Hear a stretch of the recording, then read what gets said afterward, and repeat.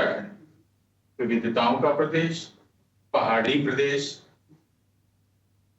एक प्रदेश जहां पे विश्व प्रसिद्ध चार धाम यात्रा होती है, एक प्रदेश जहां पे पहाड़ी जनसंसाधन बहुतायत में उपलब्ध है। आज हम उसी प्रदेश के बारे में, जो हमारे चुनाव निकाय चुनाव हैं उसी से जुड़े हुए कुछ मुद्दे, जो सन्निकट निकाय चुनाव हैं उन्हीं से जुड़े हुए कुछ मुद्दे लेके आए हैं। उसमें जो सबसे बड़ा मुद्दा है वो मलिन बस्तियों को लेके है। जमीन, हम सब जानते हैं, जमीन से जनता, चाहे वो किसी भी वर्ग की हो, उसको चाहिए रिहायश के लिए, व्यापार के लिए, अन्य कार्य के लिए। समस्या क्या होती है बस्तियों में, मलिन बस्तियों में? पूरे हिंदुस्तान में, सिर्फ उत्तराखंड में नहीं, दबंगों का मजलूमों पे अत्याचार, या अगर कहीं कुछ लोगों ने कुछ जगह पे इकट्ठा होकर कुछ बस्तियां बना ली जो ऑर्गेनाइज नहीं है, तो सरकार की जिम्मेदारी बन जाती है कि या तो वो उसको सही करें, या उनको सुविधाएं दे, या उनकी रिहाइश का इंतजाम। हमारी परिचर्चा में भाग लेने के लिए भारतीय जनता पार्टी से श्री विशाल गुप्ता जी, कांग्रेस से गिरिराज किशोर इंदवान जी, और सामाजिक कार्यकर्ता खुर्शीद सिद्दीकी। मलिन बस्तियों की जो व्यवस्था है उसको लेके शुरू हुई थी 2016 में। ये कहा गया था कि भाई इन चीजों को जो अभी तक बनी हुई हैं उनको हम नियमितीकरण का काम कर देंगे, और नियमितीकरण के बाद जो है आगे जब ये बनेगी या इस तरह की कोई संरचना अगर शुरू हुई, फिर जन समुदाय इकट्ठा हुआ और उसने बनानी शुरू की, तो उसको गैर कानूनी घोषित किया जाएगा, या जो भी सरकार का अपना स्टेप बन गया। 2017 से भाजपा की सरकार आ गई, ये क्रम चलता रहा, और आज हम 17 से देखें तो 7 साल बाद 2024 में फिर वही मुद्दा मलिन बस्तियों पे राजनीति पे आके खड़ा हो गया है। क्यों? क्योंकि मलिन बस्तियों में अभी भी उनको या तो पूरी सुविधाएं नहीं दी गई हैं, या उनको प्रॉपर रिप्लेस नहीं किया गया है, उनको हटाया नहीं गया है। कानून के हिसाब से कुछ कार्यवाहियां जरूर हुई हैं, पर कानून जनता को के जो जरूरतें हैं उनको एड्रेस करने के लिए नेता जितने उपयुक्त होते हैं, राजनीतिक पार्टियां जो वादा करती हैं, कानून उसके हिसाब से नहीं चलता। अब ये जिम्मेदारी बन जाती है नेताओं की, जो है खासकर वो जो सरकार में है, उनकी जिम्मेदारी बन जाती है कि वो इसको कार्यान्वित करें, इन कुछ चीजों को सही करें। हम विशाल गुप्ता जी से शुरुआत करेंगे। चलिए, पहला सवाल तो नगर निगम चुनाव सन्निकट है, हालांकि आपने कहा भी था, आपने वो भी दिया है कि साहब हम जुलाई में चुनाव करा लेंगे, बट अभी ऐसा दिखता नहीं।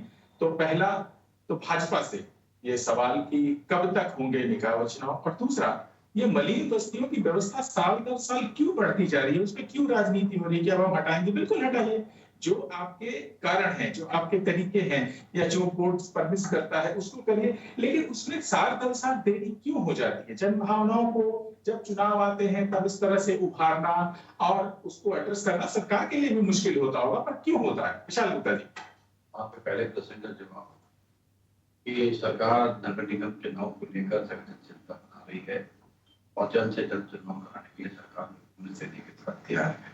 जिसमें प्रचार सिंह राजा भी बिल्कुल नगर निगम चुनाव को लेकर अपनी एक्सरसाइज पूरी कर चुका है। जो कमेटी की रिपोर्ट आनी थी, वो कमेटी की रिपोर्ट भी शासन के पटल पर आ गई है। इसका सर्वे कर चुनाव बहुत जल्दी से जल्दी कराए जाएंगे, क्योंकि प्रशासक का जो समय है वो जून तक है। उसी दौरान सरकार इसमें चिंता होगी, सरकार चुनाव को आगे बढ़ाएगी।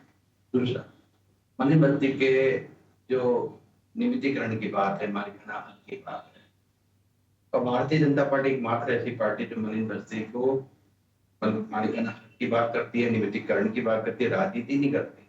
वो क्योंकि राजनीति नहीं करती, जो विपक्ष के लोग करते हैं, और आज भी वही कर रहे हैं। क्योंकि नगर निगम चुनाव पास है, उसी का बकुल बजाकर उसे उसके कंधे पे बंदूक रखकर चलाने की कोशिश कर रहे हैं विपक्ष के। लेकिन ये सरकार बर्दाश्त नहीं करती, और जनता बर्दाश्त नहीं करती। जनता भारतीय जनता पार्टी के साथ खड़ी है। लेकिन जो प्रक्रिया है प्रशासनिक प्रक्रिया लंबे समय से मलिन बस्ती को लेकर काम कर रही है। एनजीटी एक्ट 2011 का सीधे सीधे जो नियमावली है, उस नियमावली के साथ आप पढ़ो तो सारी चीजें अंकित है। 2018 में जब हाई कोर्ट ने, जब 2017 में भारतीय जनता पार्टी की सरकार बनी और हाई कोर्ट ने 2018 में एक अध्यादेश लागू किया, उस अध्यादेश के खिलाफ सरकार ने राहत दिया और 3 साल का स्टैंड लिया। उसके बाद भी 3 साल का स्टैंड लिया। और आज जो विपक्ष के लोग प्रशासनिक की गलतियां बता रहे हैं, प्रशासन की गलतियां बता रहे हैं कि प्रशासन की गलतियों ने नोटिस जारी कर दिए, ये कर दिया, वो कर दिया, ये एनजीटी एक्ट के नियमावली के तहत है। 2016 एक पॉइंट रखा गया था 2016 में तक, 2016 से पूर्व में जितनी भी बस्ती बनी है उनको आज नहीं आने देगी। और 2016 के बाद अवैध तरीके से जो बस्ती का निर्माण हुआ है वो विषय पे चर्चा है, आज की जो वर्तमान चर्चा है, जिसमें कांग्रेस अपना ढोल बजा रही है। आज वो समितियां लेकर आ रही है, नगर निगम, नगर निकाय परिषद, ये समितियां, क्योंकि उनको सामने पता है कि चुनाव आ रहा है, हम इस बबूल से लाभ उठा लेंगे। लेकिन भारतीय जनता पार्टी जनता के साथ खड़ी है, जनता के हित के लिए खड़ी है, जनता के सरोकार के लिए खड़ी है। और हमारी प्रमुख जिम्मेदारी बनती है कि मलिन बस्ती को उजाड़ा नहीं जाएगा, उनको मालिकाना हक दिया जाएगा, उनको नियमितीकरण किया जाएगा 2016 से पहले की जितनी बस्ती बनी है। और आपको एक बात और बताना चाहता हूं, हरीश रावत जी की सरकार थी, मलिन बस्ती के नियमितीकरण को लेकर एक आयोग, एक समिति गठित हो गई। समिति के हमारे अध्यक्ष एमएलए राजकुमार जी को बना दिया गया। राजकुमार जी को इतना बड़ा ओहदा देने के बाद, और जो मलिन बस्ती से निकल कर आते हैं और जिन्होंने मलिन बस्ती के अंदर ताजमहल बना रखा है, जहां झोपड़पट्टी है वहां राजकुमार विधायक का ताजमहल मलिन बस्ती के अवैध तरीके से बना हुआ है। 2017 से पहले की बात बता रहा हूं मैं आपको। और उसके ऊपर से पावर की हाई टेंशन तारे जाती थी। जब घर इनका बन रहा था, उन तारों को हटाकर शिफ्ट कर दिया गया और कहां लगा दिया गया? बस्ती के झोपड़ी के ऊपर, बस्तियों के घरों के ऊपर, जिसमें 10 बच्चे झुलस गए, मर गए। ये राजकुमार विधायक जी कांग्रेस पार्टी के विधायक जो समिति के अध्यक्ष थे, उन्होंने ऐसी हरकत करी। और आज जाके देख लो ताजमहल को बस्ती के अंदर, जबकि नियम अनुसार ताजमहल नहीं निर्माण किया जा सकता, लेकिन कांग्रेस पार्टी अपने गिरमान में जाकर तो देखती नहीं। उन तारों को हटाने का काम माननीय विधायक खजानदास जी ने किया। 2017 में आने के बाद उन्होंने पहला मुख्यमंत्री त्रिवेंद्र सिंह रावत जी के संज्ञान में लाते हुए, वहां से मुख्यमंत्री कोष से पैसा लेते हुए और अपनी विधायक निधि का पैसा लगाते हुए उन तारों को शिफ्ट करने का काम किया। बस्ती के ऊपर जो तार लगे थे, जिसमें 10 बच्चे झुलस गए थे, उन तारों को हटाने का काम किया। ये संवेदनशीलता अपनाई है भारतीय जनता पार्टी सरकार ने, ये संवेदनशीलता अपनाई है खजानदास जी, माननीय विधायक जी ने और हमारे मुख्यमंत्री जी ने। और आज कांग्रेस पार्टी विपक्ष हमारे आरोप लगाते हैं। हमारी जिम्मेदारी बनती है बस्ती को संभालना, हमारी जिम्मेदारी बनती है बस्ती को संभालना, हमारी जिम्मेदारी बनती है विकास के साथ उसको जोड़ना, हमारी जिम्मेदारी बनती है पानी देना, लाइट देना, उनके बच्चों की पढ़ाई की व्यवस्था करना, उनको लोगों को रोजगार की सुविधा देना, ये हमारी जिम्मेदारी बनती है। इसमें हम खड़े विश्वास के साथ कह सकते हैं। मैं आपके मीडिया के माध्यम से कह सकता हूँ कि भारतीय जनता पार्टी जो कहती है वो करती है और संकल्पित है कि बस्ती को उजड़ने नहीं दिया जाएगा, बस्ती को बिगड़ने नहीं दिया जाएगा, बस्ती को उजड़ने का कोई भी कानून और जहां तक होगा भारतीय जनता पार्टी उनके सामने खड़ी होगी। मैं आपको विश्वास के साथ कह सकता हूँ। ये समस्या तो पहले से ही चली आ रही है। 16 में नियमितीकरण का काम हुआ था, उसमें एक सहमति बन गई थी, सहमति बन गई थी कि 16 से पहले का है, उसके बाद आप नहीं। सवाल हर बार हर मंच पे यही उठता है कि कांग्रेस पार्टी अपने एक्टिविज्म से क्यों दूर हो गई। सत्ता से दूर हुई, चलिए, वो तो जनता को कुछ आपकी बातें समझ नहीं आई या आप समझा नहीं पाए, बातें दोनों ही, पर आप एक्टिविज्म से दूर क्यों हो गए? और एक्टिविज्म से दूर हुए तो इस तरह की जो चीजें हैं या जो आरोप सत्ता पक्ष पे लगा है वो लगेंगी ही लगेंगी। अब ये आज के दिन स्थिति है। मैं अभी सवाल आपसे उठाऊंगा, मैं बैकग्राउंड इसीलिए दे रहा हूँ। आज के दिन ये स्थिति है कि सारा नगर निगम प्रशासन के हाथ में, प्रशासनिक अधिकारियों की एक पैसे की जवाबदेही जनता से नहीं।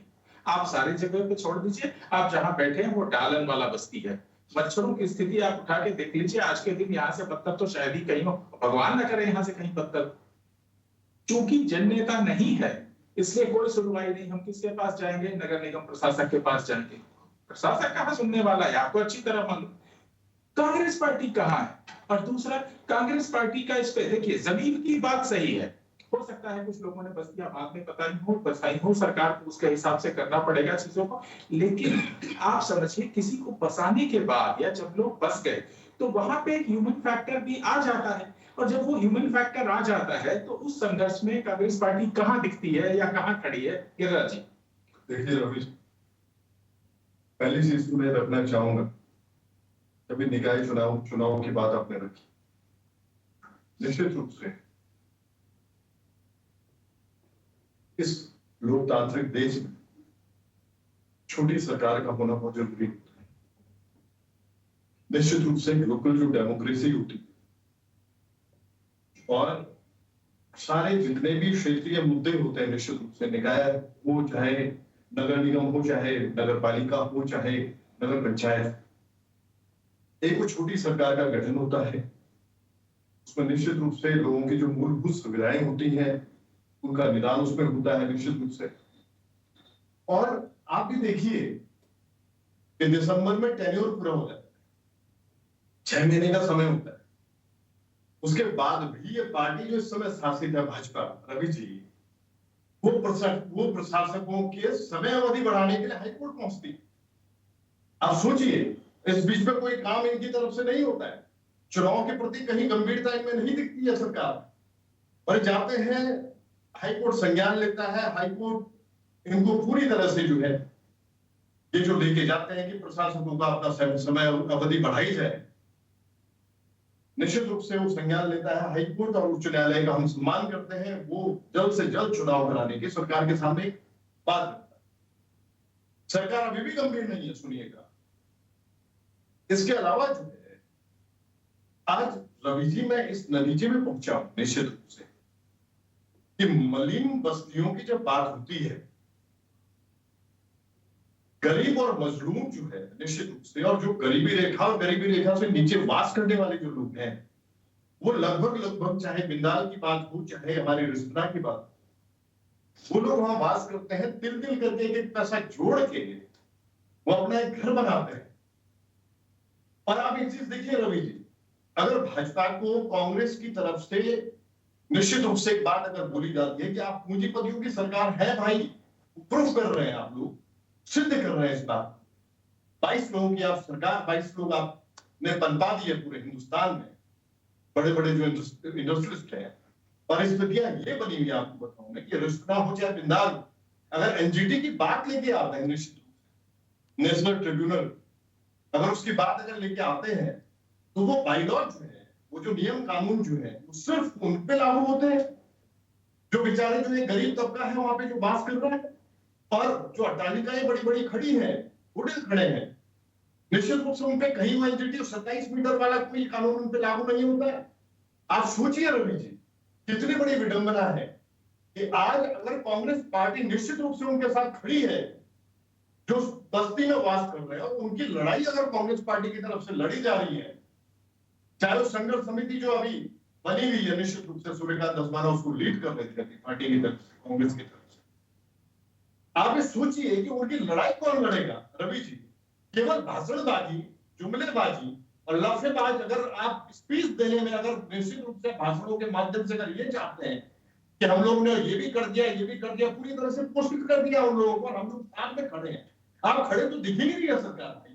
रवि जी, अगर विपक्ष अगर वाकई आज आंदोलनरत है उन मलिन बस्ती में जो वास करने वाले लोग हैं उनके लिए, तो निश्चित रूप से इस वजह से है कि आज जो फेल्यूर है वो सरकार की तरफ, और सरकार को ये सिंसियरिटी दिखानी चाहिए निश्चित रूप से। रवि जी, जो आप भी डिस्कस कर चुके हैं कुछ देर पहले, आपने बात रखी कि आप या तो उनके पुनर्वास की व्यवस्था करिए, आपने बात रखी, क्योंकि वो निश्चित रूप से जो व्यक्ति है जो अपना परिवार को लेकर वहां पे रह रहा है, अगर उसकी पीड़ा को अगर आप जानते हैं, निश्चित रूप से उसके निदान की तरफ सरकार को पहुंचना चाहिए, और निश्चित रूप से इसमें पॉलिटिक्स करने की बहुत ज्यादा जरूरत नहीं है।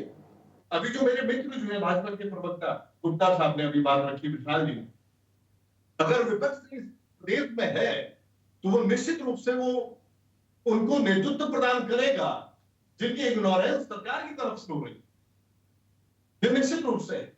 और रवि जी, इसी वजह से कांग्रेस पार्टी इस समय पूरी तरह से आज मलिन बस्ती में जो वास कर रहे हैं, जो लोग उनके साथ खड़ी है, और उनकी लड़ाई हम लड़ेंगे, आखिरी दम तक लड़ेंगे, और निश्चित रूप से आने वाले समय में सफलता भी हम लोगों को मिलेगी। और उन लोगों के साथ वाकई जो गरीब और मजलूमों की बात करने वाली कांग्रेस पार्टी है, ये निश्चित है। आज तक जो लड़ाइयां लड़ी है कांग्रेस पार्टी ने लड़ी है। ये लोग केवल भाजपा वोट बैंक, वोट मांगने के लिए अगर उनके पास जाए और वोट तक वो सीमित रहे, आप सोचिए कि विपक्ष क्या करेगा। विपक्ष बोलेगा, विपक्ष लड़ाई लड़ेगा, निश्चित रूप से लड़ेगा। सिद्दीकी जी अगर ये देखें, मैं आ रहा हूं सर आपके पास, ले रहे सिद्दीकी जी, अगर देखें जनता की, कोई भी कहे पक्ष हो विपक्ष हो, उनके अपने मोटिव होंगे, वो अपने हिसाब से चीजों को करें। आम जनमानस के लिए कितना मुश्किल होता है कहीं से आके एक बसेरा बसाना, और उस बसेरे में भी हर दिन इस डर में रहना कि क्या अगला दिन हमारे बसेरे के लिए है भी, हमारे बच्चे कहाँ जाएंगे, हमारा परिवार कहाँ जाएगा, और उस पर से रोजगार जिसकी व्यवस्था शायद अभी बहुत ज्यादा अच्छी नहीं हुई होती है, क्योंकि अगर अच्छी हो जाती तो वो मलिन बस्तियों से निकल के कुछ और जगहों पे चले जाते, जो हमारा मानना है।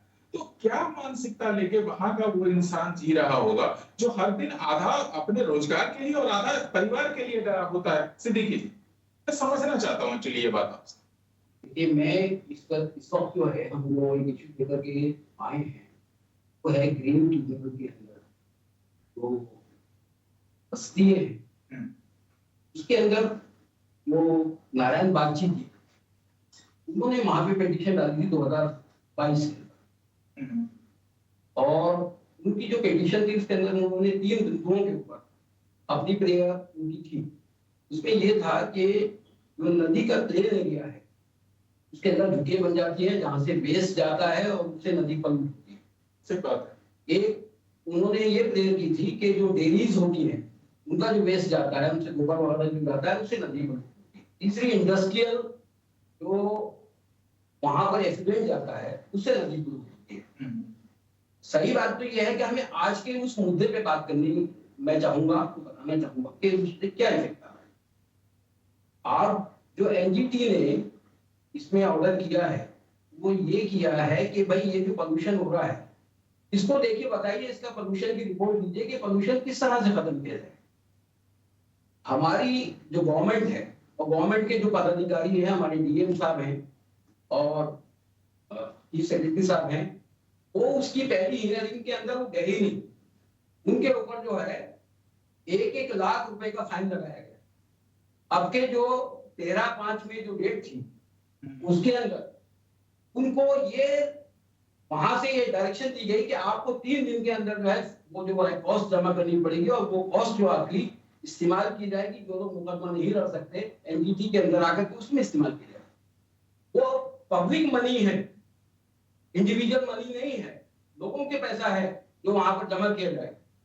और उसमें ये हुआ कि उन्होंने 2 बातों के ऊपर फोकस करके कहा, हमारी जो गवर्नमेंट थी और जो हमारे कमिश्नर साहब थे, म्युनिसिपल कमिश्नर साहब और डीएम साहिबा थी और जो लोग इसमें शामिल थे वीडियो कॉन्फ्रेंसिंग के अंदर, उन्होंने कहा कि हमने 525 घर 11 मार्च 2016 के बाद जो बने हैं उनको आइडेंटिफाई किया है, और उनको हम, क्योंकि हमारे पास फोर्स नहीं है, इलेक्शन में हमारी फोर्स गई हुई है, 4 धाम यात्रा हो रही है, तो हम 30 जून तक उसको वहां से हटा दें। अब पता ये लगा कि उसके अंदर जो 525 घर है उसके अंदर 429 घर एमडीडीए की जो रिवर फ्रंट की जमीन है उसमें बने हुए। आपकी एमडीडीए की जमीन के ऊपर आपके पास पूरा स्टाफ है, सुपरवाइजर है, आपके पास जेई है, एई है, आपके पास सारे का सारा पैराफर्नेलिया है। उसके बावजूद भी क्या रीजन है, क्या वजह है कि आपकी जमीन के ऊपर एनक्रोचमेंट हो जाता है? उसके लिए कोई जिम्मेदारी नहीं है? क्या ये जिम्मेदारी नहीं है कि जिस तरह से यहाँ पर रिस्पना के अंदर पट्टे दिए गए थे, उमेश काऊ जी ने वहां पर पट्टे दिए थे जो आज पता नहीं वैलिड है या नहीं है, क्या वहां भी वही तरीका नहीं अपनाया गया कि जिसकी वजह से वहां पे 429 घर बने? जब वो घर आपके बन गए, आपके नगर निगम की जमीन के ऊपर घर बन गए, तो आज आप उनको सारी सुविधाएं देने के बाद, तो पानी का कनेक्शन दे रखा है आपने, वहां पर बिजली दे रखी है, वहां पर रोड के लिए आपकी जगह है, इसके बावजूद आप उनको तोड़ने के लिए जा रहे हैं। आप उनके जो झोपड़े हैं वो तो तोड़ने के लिए तैयार हैं, मगर जो कहना अभी भाई साहब ने कहा कि ताजमहल जो बने हुए उनको तोड़ने के लिए तैयार नहीं है, उनके लिए भी तो कानून होगा ना। ये जो रिश्ता भाई साहब से ही पूछ लेते हैं जी। विशाल जी, पहला तो आपने बताया, इन्होंने भी उठाया, पहला तो वो जो ताजमहल है वो कब तोड़ रहे हैं आप? 7 साल से आपने तोड़ा नहीं, गलत है, ये सही है, तो आप पहले तो वो डेट बताइए कि आप उसको कब तोड़ रहे हैं। दूसरा, देखिए ये बात सही है कि जब कहीं कब्जा होता है, आप मतलब विशाल जी मेरी बात छोड़िए, आप तो समर्थ नेता है, सक्षम नेता है, आप अपने घर पे एक मंजिल जरा ऊपर बनवा के देखिए, हो सकता है आप बड़े नेता, आप पे कार्रवाई ना हो, लेकिन 2 आदमी घूमते हुए तो चले ही आएंगे। फिर कैसे ऐसा हो जाता है? मैं ये समझना चाहता हूँ, कोई आरोप नहीं, मैं समझना चाहता हूँ। आदमी घर बनाता है, वहां बिजली का कनेक्शन लेता है, वहां पानी का कनेक्शन लेता है, गैस लेता है, सारी सुविधाएं लेता है, और उसके बाद अचानक से एक दिन कुछ कहा जाता है, किन्हीं कानूनों के अंतर्गत कहा जाता होगा, मैं उसको मानने को तैयार हूं, पर सरकार जब कार्रवाई करती है तो क्यों उन परमिशंस को देने वाले एक भी अधिकारी के ऊपर कार्रवाई नहीं करती? अगर एक भी अधिकारी के ऊपर कार्रवाई किसी भी सरकार ने बैठी, आप ही 2 लोग सरकार चलाने वाले हैं, मेरे को उसका नाम बता दीजिए विशाल जी। जो विषय आपने दिया है, मलिन बस्ती के लड़ाई कहां पे शुरू हो गई है? 2016 से पहले के और 2016 के बाद के। करेक्ट। अभी बाबू जी ने पूरा विस्तार से सारी चर्चा करी। हाँ, कि पूरे प्रदेश में 585-584 बस्ती है, और उत्तराखंड में देहरादून में मैं सुनता हूँ 128-129 के करीब जितने भी बस्ती है, और 400 कुछ आपने चिन्हित बताई कि सर्वे में 400 कुछ सर्वे हुआ था, वो बिल्कुल मान्यता के साथ उतना सर्वे हुआ, गवर्नमेंट को माना। तो हम भी तो यही कह रहे हैं, 2016 से पहले जो कानून प्रशासन, जो कोर्ट के माध्यम से प्रशासन काम कर रहा है वर्तमान में, 2016 से पहले से किसी भी बस्ती का, किसी भी निवास का कोई भी तरीके से उसको उजाड़ा नहीं जाएगा। यही तो कह रहे हैं हम भी, हम कहाँ गलत कह रहे हैं? और 2016 के बाद के जो भी, जब ये अध्यादेश सवाल किया, मैं ये कह ही नहीं रहा, मैं सिर्फ इनकी बात को बढ़ा रहा हूं कि जो आपने ये तय किया है कि हम आने वाले समय में जो मान्यता के हिसाब से नहीं बने उनको तोड़ेंगे, उस पर कार्रवाई कब होगी? और उससे पहले जो आपने कहा था कि साहब एक ताजमहल बना हुआ है, उस पर कार्रवाई कब होगी? क्योंकि सवाल वहीं से उठता है कि अगर नेता ही गलत है तो उस पर कार्रवाई नहीं होगी और बाकियों पे होगी। तो होनी चाहिए, पहले तो होनी चाहिए। और दूसरा कि सब, मेरा सवाल जो मैं ज्यादा स्पेसिफिक था, क्योंकि आप ही दोनों लोगों ने सत्ता चलाई है, अभी मैं उनसे भी यही बात पूछूंगा कि साहब जब इस तरह की कार्रवाई होती है तो आप मेरे को एक उस अधिकारी का नाम बताइए जिसके खिलाफ आपने कार्रवाई की। आप बताइए। आप बिल्कुल सही आपने कहा, ये होनी चाहिए, मैं भी मानता हूं, क्योंकि प्रशासन के कब्जे कराने में जिस अधिकारी का काम है, जिस अधिकारी ने अपनी भूमिका को रचा है, वो भी जाएगा, दंडित होगा। 2016 के बाद जो भी अवैध तरीके से बस्ती बनी है उसको हटाने का जो हाईकोर्ट का आदेश आया है, उस पर सरकार और प्रशासन काम कर रहा है। उसमें जो भी अधिकारी दोषी होगा, उसमें जो भी अधिकारी दोषी होगा, जो कब्जाधारी है वो दोषी होगा, उसके ऊपर पनिशमेंट की, उसके ऊपर जो दंडक कार्रवाई होनी चाहिए वो होगी। जिंदाबाद जी, अभी उन्होंने भी बताया कि साहब इस तरह से कार्रवाई करें। अगर ये कार्रवाई इस तरह से चलती है, हम कह रहे अगर कहीं चलती है, तो सरकार से आप ये जानना चाहते हैं कि वो तो ठीक है कि हम नियम के हिसाब से खाली करा लेंगे, अरे भाई वो जनता हमारी है, हमारे हिंदुस्तान की है, वो कहाँ जाएगी? रवि जी थोड़ा सा इस बात को संक्षेप में रखिए, इस समय की अपनी बात है। रवि जी यहीं पे लगना है, सुन लीजिए आप। अभी ये स्पष्ट है कि जो लोग काबिज हुए, और अभी जो आपने अभी सर ने भी बात रखी उसी साहब ने, कि सारे अधिकारियों की निश्चित रूप से कहीं ना कहीं एनओसीज है भाई। अगर उसको बिजली और पानी उसको मिला है, सोचिए आप, 2 कनेक्शन अगर उसको दिए गए हैं सरकार की, पूरी तरह से सरकार की उसमें जवाबदेही बनती है, मीडिया की बनती है जवाबदेही, कि आप कैसे उसको सारी चीजें आपकी व्यवस्थाएं आप दे देते हैं उसको, और आने वाले समय में आप ऐसी स्थिति क्रिएट करते हैं, माहौल ऐसा बनता है कि उनको वाकई उजाड़ने की अगर बात हो रही है, तो भाई उनकी निश्चित रूप से उनको बचाने की, उनको आने वाले समय में उनका भविष्य क्या होना है, ये तो निश्चित रूप से ये बात रखी जाएगी रवि जी, ये बात विपक्ष के द्वारा रखी जाएगी। और साथ में एक बात और, जो बात हो रही है ताजमहल की, किसी भी बड़ी अट्टालिकाओं की जो बात हो रही है, जो बाइलॉज अगर एनजीटी अगर बाइलॉज अगर उसके है तो वो नियम कानून उस मजलूम और उस गरीब व्यक्ति पे लागू ना हो। सिद्दीकी जी, लास्ट एक स्टेटमेंट आपसे, आप क्या उम्मीद करते हैं सरकार से? समय की बाध्यता है 10 सेकंड। मैं ये उम्मीद करता हूँ सरकार से, मैंने मुख्यमंत्री जी को लिख के भेजा है कि अगर आपको वाकई यहाँ पर नदियों के किनारे आपको एक ग्रीन कॉरिडोर बनाना है तो आप वहां की लाइन की 2-3 जो लाइन है जो वहां पे आबादी है उसको हटा करके जो पिछली लाइन है, तीसरी या चौथी या 5वीं लाइन, उसके अंदर आप 5 मंजिल बिल्डिंग बना करके उनको सबको वहां पे कर दीजिए और वो ये था हमारा आज का भेजा है कि आप आधे पैसे उनसे ले लीजिए। सर समय की अपनी बाध्यता है, समय के अपने, ये था हमारा आज मलिन बस्तियों के ऊपर चर्चा। इस चर्चा को हम आगे आने वाले समय में अगले अंक में भी रखेंगे। हमारे साथ